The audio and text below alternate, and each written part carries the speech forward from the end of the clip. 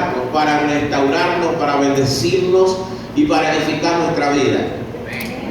En el pasaje que leímos, la Biblia habla de David, pero dice la palabra que David, siendo rey, siendo el hombre de Dios del momento, siendo el hombre más importante de Israel y el hombre con los mayores privilegios, David dijo: mi reino está bien. Tenía oro, tenía soldados, tenía gente fiel a él, pero David dijo: hace falta algo en mi reino, hace falta el arca de Jehová. Y cuando nosotros miramos cómo estaba compuesta el arca de Dios y lo que el arca de Dios representaba para los judíos de la época, el arca de Dios representaba la presencia de Dios visible.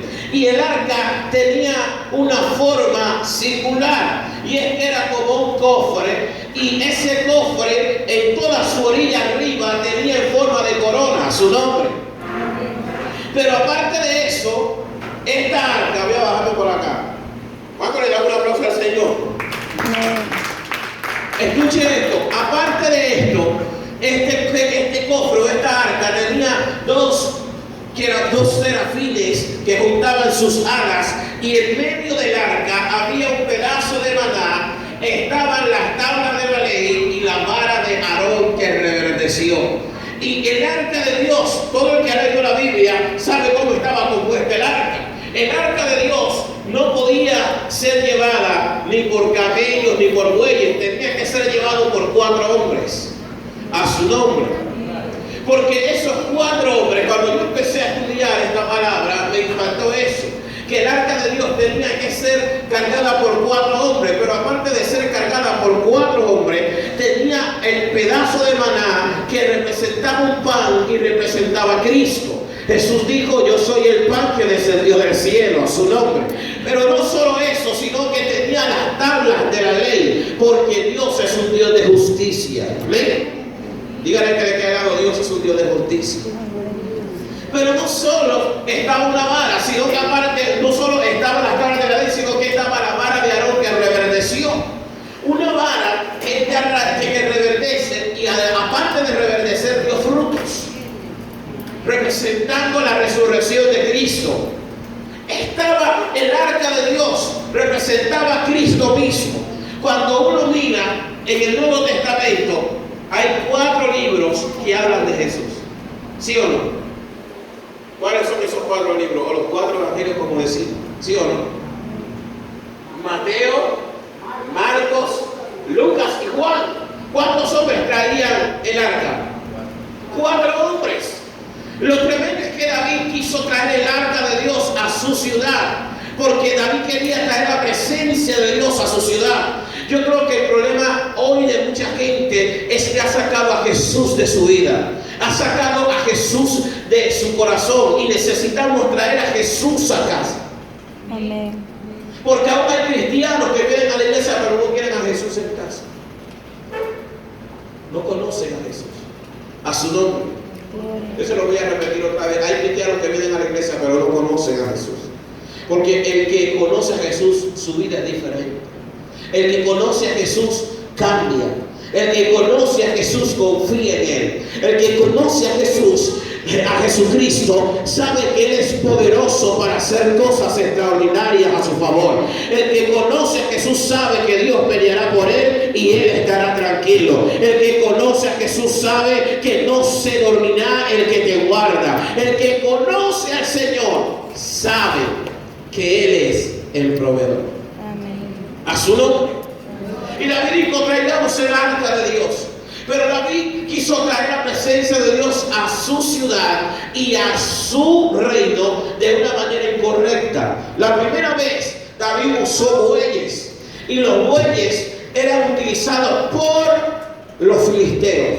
Era una costumbre pagana. Y hay algo que se está metiendo a la iglesia de hoy, es que se está metiendo el paganismo a la iglesia. Y eso está haciendo que la presencia de Dios abandone el templo.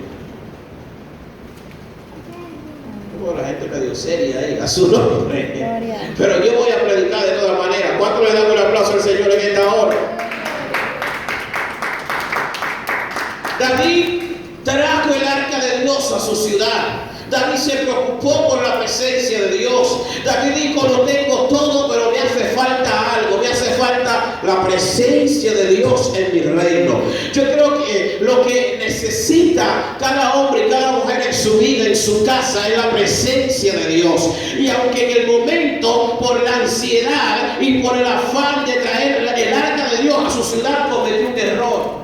Y el error que cometió fue que él preparó unos bueyes. David tenía buenas intenciones, pero la presencia de Dios no viene por nuestras buenas intenciones. La presencia de Dios viene cuando hacemos lo correcto, como Él estableció que tiene que venir. David tenía buena intención, pero no lo hizo de la manera correcta. Hay gente que tiene buena intención, pero no lo está haciendo de la manera de Dios. Amén. A su nombre. Dígale que le queda al lado, no solo la buena intención basta. No solo la buena Es suficiente, no solo la buena intención es suficiente. Hay que hacerlo a la manera de Dios. Y yo vi un detalle aquí que me impactó. Y lo que me impactó fue que el arca de Dios estaba en la casa de Abinadab. Y el significado del nombre Abinadab es Dios es generoso. El arca de Dios llegó a la casa de Abinadab, pero de Abinadab no se dice nada, solo se dice que durante 20 años el arca de Dios estuvo en su casa y sus dos hijos, Usa y Ahíos, eran los que guiaban o ministraban en presencia de Dios en el arca. Y cuando David quiso traer la presencia de Dios, los que iban conduciendo el arca eran estos dos hombres. Pero dice que la Biblia que los bueyes tropezaron y el arca se buscó a caer. Y Usa extendió su mano y la sostuvo.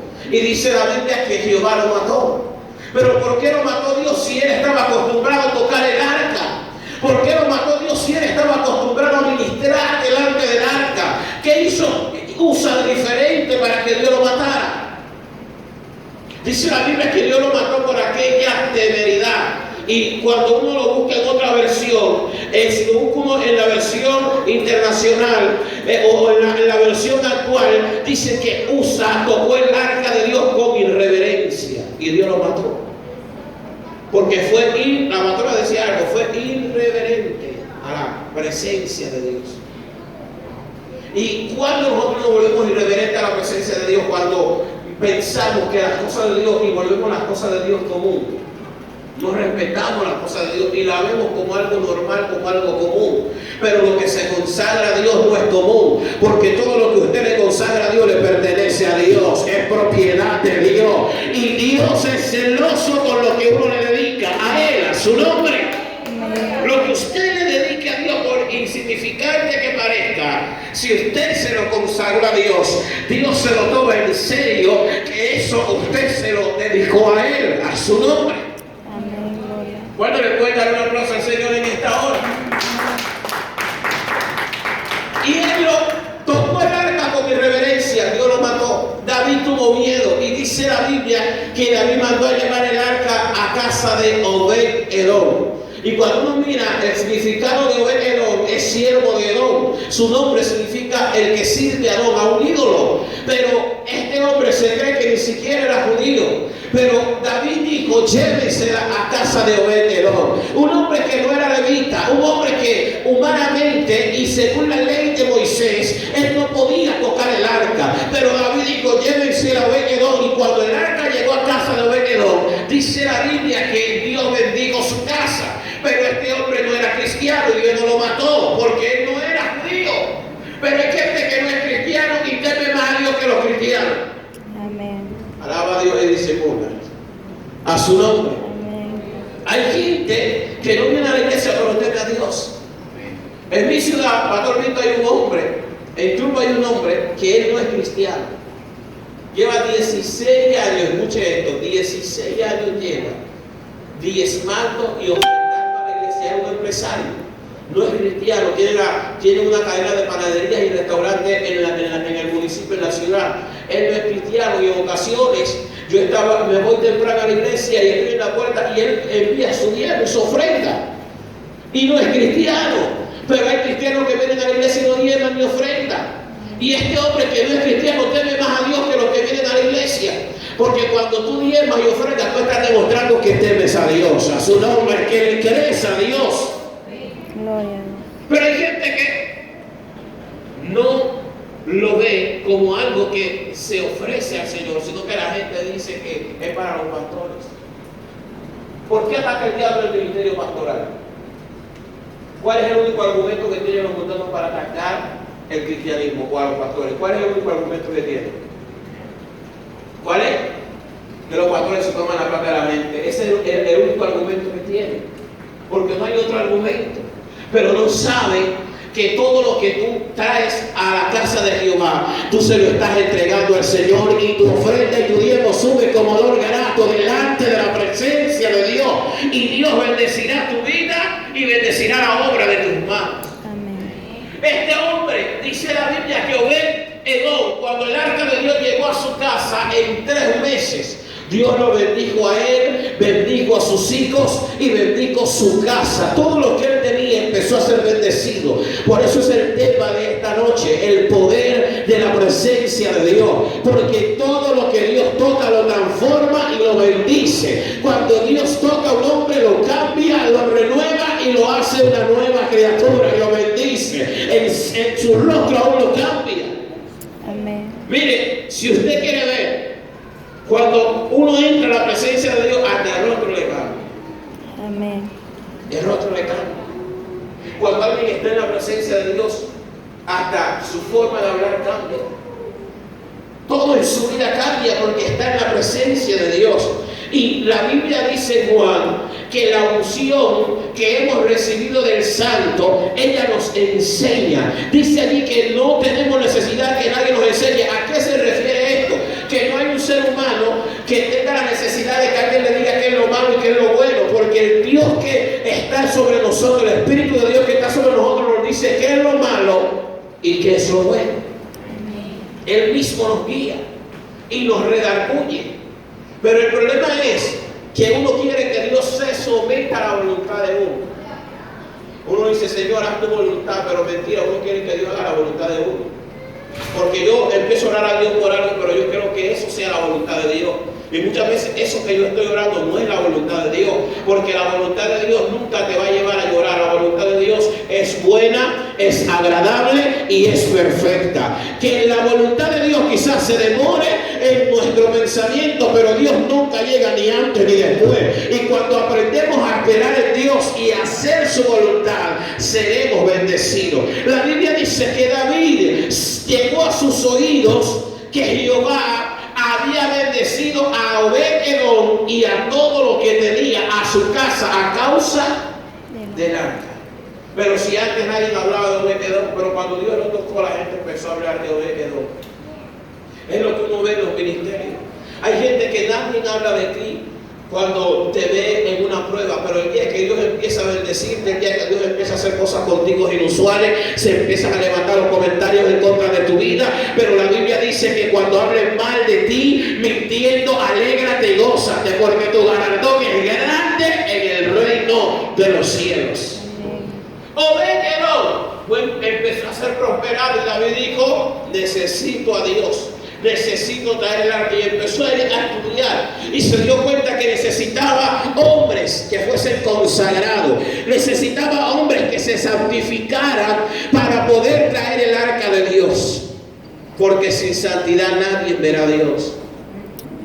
Si no hay santidad podemos tener deseo y podemos orar mucho, pero Dios no se manifiesta donde no hay santidad. Se puede ver una manifestación de una unción o de un don, pero es diferente el don que la presencia de Dios. Porque cuando la presencia de Dios se manifiesta, el lugar empieza a ser transformado y empieza a ser cambiado. Yo me acuerdo cuando estaba un poco más joven, aunque todavía estoy joven, su nombre, pero cuando estaba más joven, que tenía como 16 años, yo estaba en la iglesia, el pastor, Dios le habló al pastor, siendo turbeño, se había ido como a unas 16 horas de la ciudad, pero Dios le habló y le dijo, quiero que regreses a Turbo. Él cuenta su testimonio, nos contaba a nosotros, a los jóvenes, manejando un camión o un tráiler, como le dicen acá, un tráiler, para una compañía, tenía 5 tráilers que eran de él. Y el Señor le dijo, vende los trailers y vete para Turbo y entra en 40 días de ayuno. Y él decía, no Señor, yo no puedo obedecer, esto es lo que sustenta a mi familia, 8 hijos, imagínense, nietos, a su nombre. Pero Dios le estaba hablando. Porque la voluntad de Dios te va a incomodar en el principio, pero si tú lo obedeces, después tendrás un resultado sobrenatural. Después verás la gloria de Dios sobre tu vida. Siéntate. Y el pastor dice que él no quería obedecer a Dios, Dios tuvo que tratar fuerte con él. Y la manera que Dios trató, él los juntaba, es que los trailers se le dañaron todos a su nombre. Y no tenía dinero para arreglarlo. Y tuvo que venderlos a un bajo costo, porque cuando Dios le dijo que lo vendiera, no hizo caso. Por eso cuando Dios nos da una orden, obedezca al Señor, porque Dios sabe lo que va a pasar mañana. A su nombre. Y el pastor nos contaba que vendió los trailers y uno es la fecha y nunca se lo pagaron. A su nombre. Y se fue para Turbo, se metió en 40 días de ayuno, buscó un lugar, un cuarto, y se metieron allí otros hermanos. Dios les había hablado también y se metieron a acompañarlo durante 40 días, como 8 personas, incluyendo el pastor. Empezaron a orar, a ayunar durante esos días. La gente en el pueblo, en la ciudad, se empezó a hablar que había un hombre que estaba buscando a Dios, que estaba ayunando. Pero cuando estaban levantando los 40 días de ayuno, hermanos, la gente que hoy está en la iglesia cuenta cómo del cielo vieron que cayó como un rayo sobre el lugar donde ellos se estaban levantando el ayuno a las 6:30 de la tarde, sin que hubiera tempestad, sin que quisiera llover. Vieron como un rayo descendió allí. Y usted sabe que en todo lugar hay gente curiosa. En algunos países le dicen chismosa a su nombre. Y la gente corrió a ver qué era aquello que estaba pasando. Y cuando la gente pasaba a la puerta, caía en el endemoniado. Y empezó un avivamiento. Y allí se levantó la iglesia, casa de oración. Una iglesia que es una cuadra, hermano. La gente empezó a venir por montones. Porque cuando la presencia de Dios nos visita, la gente querrá eso que está pasando en el lugar. Yo le aseguro a usted que el día que Dios descienda de una manera sobrenatural en este lugar, la gente vendrá, los vecinos donarán sus casas, se ampliará el lugar porque no caberá la gente. Porque cuando Dios se manifiesta, el impacto es tan grande que aún el que no creía empezará a creer, porque los milagros empezarán a suceder. Gloria a Dios. Y la iglesia se levantó sin tener dinero. El pastor solo obedeció al Señor y su obediencia trajo una respuesta. Porque cuando obedecemos al Señor, la obediencia nuestra traerá respuesta de parte de Dios. Amén. A su nombre. Gloria. Y allí se levantó la iglesia. David quería traer la presencia de Dios, pero tuvo que hacerlo a la manera de Dios. Dice la Biblia que cuando le dijeron David, Jehová bendecido a Edom, David dijo, no, yo lo tengo que traer. La palabra dice que le dijo a los ancianos, santifíquense, vamos a buscar el arca, vamos a buscar la presencia de Dios. Hoy uno abre el Facebook, usted abre las redes sociales, se habla de avivamiento, la gente dice que viene un avivamiento, aún aquí en Panamá se habla de que Dios trae un avivamiento sobre Panamá, pero yo le quiero decir en esta noche que un avivamiento no vendrá si primero no hay arrepentimiento. No puede venir un avivamiento si no hay arrepentimiento primero. Amén. Joel lo dice, Joel capítulo 2. Joel dice que toquemos trompeta, que anunciemos, que salga de su cara el novio y de su tálamo la novia, que entre la entrada y el altar lloren los sacerdotes, los ministros de Dios y digan, perdona, oh Jehová, a tu pueblo. Allí habla de arrepentimiento y dice la palabra de Dios que cuando el pueblo entre en ayuno, entre en oración, se arrepienta, Dios le dirá el saltón, al revoltón, a la oruga, a todo lo que envió para que se comieran las cosechas. Y dice la Biblia que será de vuelta y empezará a caminar en un tiempo de restitución. Pero dice el verso 28 de Joel capítulo 2, y después de esto, ¿después de qué? Derramaré de mi espíritu sobre toda carne. Después de que haya arrepentimiento en el corazón. Porque hay gente que viene a la iglesia pero no está arrepentido. A su nombre. Gloria. Y yo sé que si esta palabra Dios la está poniendo en mi boca hoy, no es para, porque hay predicadores que dicen que no, eso es para Colombia, no, eso es para aquí, para esta casa, su nombre. Dios no puede enviar un avivamiento si no hay arrepentimiento primero. El arrepentimiento atraerá a nuestra vida la presencia de Dios. Porque la Biblia dice que Dios no desprecia un corazón contristo y humillado. Pero para poder estar contrito y poder estar humillado, yo tengo que arrepentirme. Ahora, la única manera de que alguien se arrepienta es que tiene que ser humilde. Porque el humilde reconoce que se equivocó, a su nombre. Pero el orgulloso no reconoce que se equivocó. El orgulloso dice todo está bien cuando sabe que nada está bien. ¿Sabe qué es lo que pasa? Hay un pecado que es grave y no es el adulterio, no es la fornicación, es el pecado de orgullo. Es el único pecado que la Biblia dice que Dios resiste a la gente. Porque Dios resiste al altivo, pero da gracia a los humildes. Y para que una persona se arrepienta, tiene que ser humilde. Si no hay humildad, no se va a arrepentir. A su nombre. Y si no hay arrepentimiento, no puede haber gloria. David tuvo miedo.